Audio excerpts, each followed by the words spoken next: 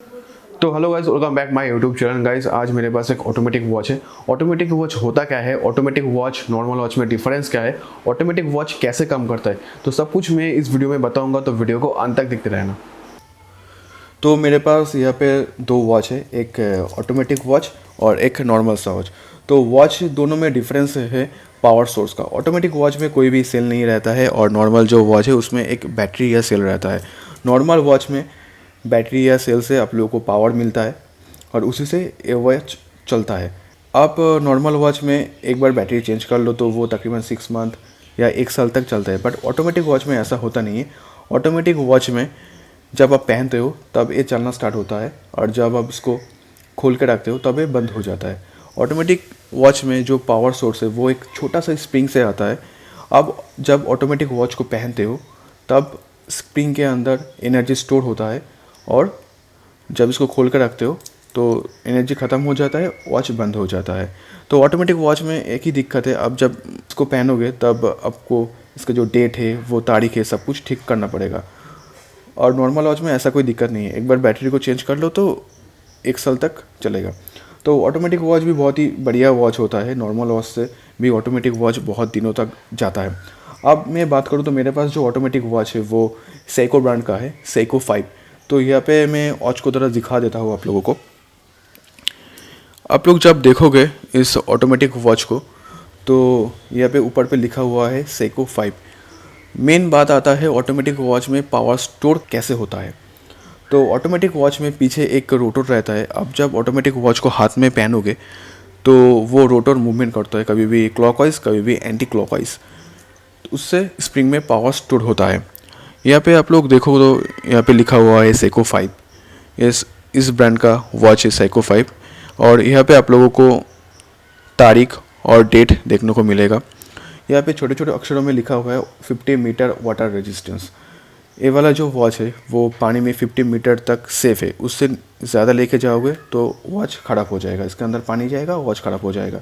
और यहाँ पे नीचे छोटे छोटे अक्षरों में लिखा हुआ है 23 जूल्स। इस 23 जूल्स का मतलब है वॉच के अंदर जो मूवमेंट पार्ट होता है दोनों के बीच में एक जूल रहता है। तो जो मूवमेंट पार्ट है उसमें फ्रिक्शन ना आए इसलिए जूल को यूज़ किया जाता है। फ्रिक्शन कम हो तो इसलिए जूल यूज़ होता है। तो जूल की वजह से टाइम एक्यूरेसी होता है, पावर भी कम यूज़ होता है। अब यहाँ पे छोटे छोटे अक्षरों में नीचे लिखा हुआ है मेड इन जापान। तो आप लोगों को छोटे छोटे अक्षर दिख रहा है या नहीं दिख रहा है मुझे पता नहीं, बट छोटे छोटे अक्षरों में लिखा हुआ है मेड इन जापान। अब मैं वॉच को घुमा देता हूँ, पीछे घुमा के दिखाता हूँ आप लोगों को।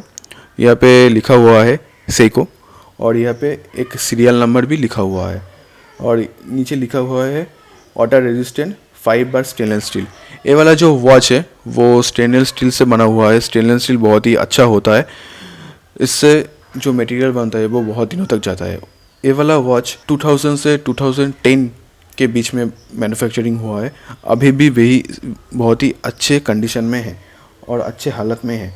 और यहाँ पे छोटे छोटे अक्षरों में लिखा हुआ है मेड इन जापान और यहाँ पे इसका जो एक नंबर है 7S3600K0।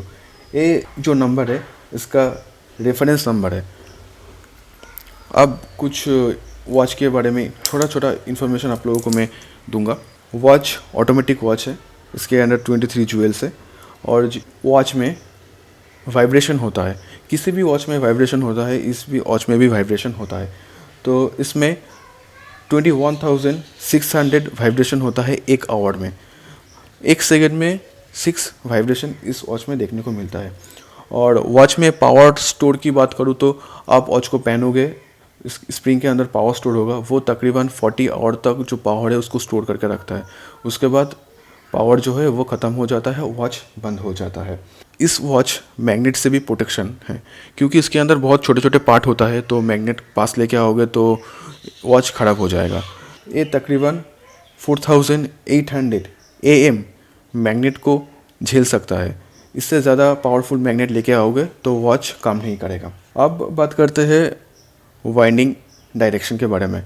मतलब रोटर जो है वो किस डायरेक्शन में घूमेगा तो इसके अंदर जो पावर है पावर स्टोर होगा। फ़िलहाल इसमें कोई भी वाइंडिंग डायरेक्शन नहीं है क्योंकि मेरे पास जो वॉच है वो उसके अंदर जो रोटर है वो क्लॉकवाइज घूमे या एंटी क्लॉकवाइज घूमे, इसके अंदर पावर स्टोर होता है। कुछ कुछ ऑटोमेटिक वॉच में एक डायरेक्शन होता है, उसी डायरेक्शन में जब रोटर घूमेगा तब इसके अंदर पावर स्टोर होगा, बट ये वाला वॉच में वैसा कोई बात नहीं है। अब हैकिंग की बात करें तो कुछ महंगे वॉचों में हैकिंग होता है। मतलब अब यहाँ पे जब देखोगे, यहाँ पे जो सेकंड वाला हैंड है वो घूम रहा है। मैं जब टाइम को चेंज करूँगा, देखो मैं टाइम को चेंज कर रहा हूँ, फिर भी जो सेकंड वाला हैंड है वो घूम रहा है। और हैकिंग होता तो क्या होता, जब अब मैं टाइम को चेंज करने वाला था तब सेकंड वाला जो हैंड है वो बंद हो जाता, टोटली बंद हो जाता। वॉच के अंदर कोई भी मूवमेंट नहीं होता, उसको हैकिंग बोलते हैं। फिर मेरे वॉच में हैकिंग नहीं है, तो मैं जब टाइम को चेंज कर रहा हूँ तो सेकंड वाला हैंड बंद नहीं हो रहा है। तो ये वाला वॉच को टेम्परेचर से भी प्रोटेक्शन मिलता है। ये तकरीबन -10 डिग्री से +60 डिग्री तक जो टेम्परेचर है उसको झेल सकता है। तो यहाँ पे जो मिनट हैंड है और आवर हैंड है उसके ऊपर रेडियम लगा हुआ है। तो इससे फ़ायदा क्या होता है, तो मैं यहाँ पे आप लोगों को थोड़ा सा दिखा देता हूँ। देखिए, अंधेरे में ये जलता है, तो इससे अंधेरे में टाइम देखने में बहुत ही अच्छा होता है। ऑटोमेटिक वॉच जब पहनने पे चलता है तो ऑटोमेटिक वॉच का और एक नाम है, इसको नस से चलने वाली वॉच कहा जाता है, क्योंकि जब आप उसको पहनते हो तभी ये चलना स्टार्ट होता है। तो यहाँ पे जो ऑटोमेटिक वॉच है इसका थोड़ा मेजरमेंट करके मैं आप लोगों को दिखा देता हूँ कितना साइज़ में बड़ा वॉच है। और यहाँ पे जो ऊपर वाला पोर्शन का ग्लास है वो बहुत ही खास होता है, क्योंकि मेरे पास ये वॉच 10 साल से पड़ा हुआ है। यहाँ पे कोई भी इतना ज़्यादा स्क्रैच भी नहीं है, अभी भी बहुत अच्छी हालत में है। यहाँ पे जो ग्लास होता है उसका भी अलग अलग नाम होता है, बट फ़िलहाल मुझे उतना पता नहीं है। तो यहाँ पे जो वॉच है थोड़ा सा मैं आप लोगों को मेजरमेंट करके दिखा देता हूँ। तो यहाँ पे जो ऊपर वाला पोर्शन है, ऊपर वाला पोर्शन का जो डायल है उसका जो साइज़ है यहाँ पे तकरीबन 3 सेंटीमीटर ये चौड़ाई है। और यहाँ पे जो टोटल लंबाई है, मैं टोटल लंबाई को माप के दिखा देता हूँ। ये वॉच टोटल लंबाई में 4 सेंटीमीटर लंबा है। और यहाँ पे जो चेन है, चेन इधर से लेके घुमा के यहाँ पर इसका जो लंबाई है वो तकरीबन 17 सेंटीमीटर है। और यहाँ पे जो इसको लेके टोटल इसका जो लेंथ है वो 21 सेंटीमीटर। अब बात करते हैं यहाँ पे चेन कितना थिकनेस है चेन का। तो यहाँ पे चेन तकरीबन 1.8 mm 1.8 सेंटीमीटर चौड़ाई है। और इसका जो थिकनेस है, ये थिकनेस में 3 mm है। और यहाँ पे जो वॉच है, वॉच का थोड़ा सा थिकनेस में आप लोगों को दिखा देता हूँ कितना मोटाई है वॉच, और तकरीबन 1 सेंटीमीटर चौड़ाई में है। तो वॉच बहुत ही अच्छा है, क्वालिटी में अच्छा है। तो वॉच के पीछे छोटा सा एक स्टोरी है, मैं आप लोगों को वो वाला स्टोरी सुनाना पसंद करूँगा, और शायद उससे आप लोगों को थोड़ा सा फ़ायदा मिले। तो इस वाले वॉच के बारे में बात करूँ तो तकरीबन 10 साल से ये वाला वॉच मेरे पास पड़ा हुआ है। ऑटोमेटिक वॉच क्या होता है, कैसे काम करते हैं, मुझे कोई भी पहले जानकारी नहीं था।